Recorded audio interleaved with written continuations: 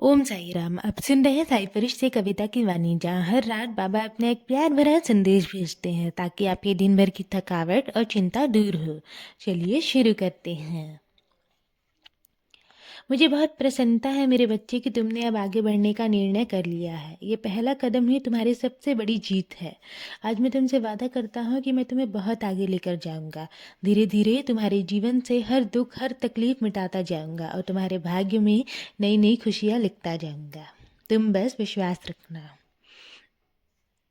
जिस प्रकार तुम मेरे बिना नहीं रह सकते ना मेरे बच्चे, उसी प्रकार मैं भी तुम्हारे बिना नहीं रह सकता। भक्त और मालिक का रिश्ता ऐसा ही होता है। दुनिया चाहे कितनी भी बदल जाए, पर मालिक का साथ और इसका विश्वास कभी नहीं बदलता।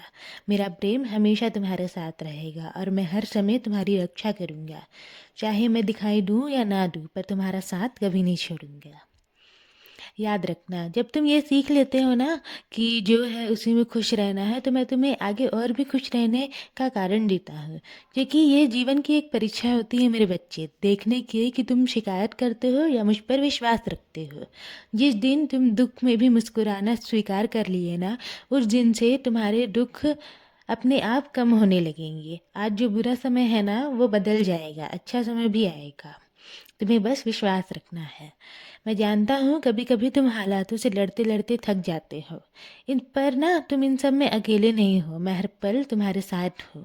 ये दिन भी बीत जाएंगे, तुम विश्वास रखो। सब कुछ मेरी इच्छा से और तुम्हारे भले के लिए हो रहा है। तुम चिंता मत करो। जब जीवन में दुख आता है ना, तो बहुत से लोग अपने आप दूर हो जाते हैं।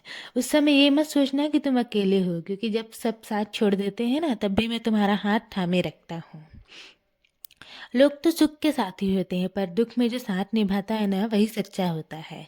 याद रखना, अगर तुम्हारा रिश्ता ऊपर वाले से मजबूत है ना, तो जमीन वाले तुम्हारा कुछ नहीं बिगाड़ पाएंगे।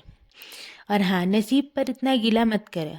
जिस दिन तुम मेरी रजा में राजी होना सीख लेते हो, उस दिन जीवन की हर ज़रूरत अपने आप पूरी होने लगती है।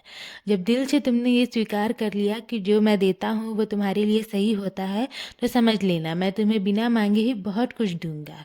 तुम्हें बस मुझ पर विश्वास रखना है और सही समय का इंतज़ार करना है, क्योंकि तुम्हारा भाग्य मैं लिख रहा हूँ और मैं कभी भी तुम्हारे लिए कुछ गलत नहीं लिखूंगा। विश्वास रखो। अब अपने दिल को हल्का करो। मेरी कृपा सदैव तुम पर और तुम्हारे पूरे परिवार पर ऐसे ही बनी रहेगी।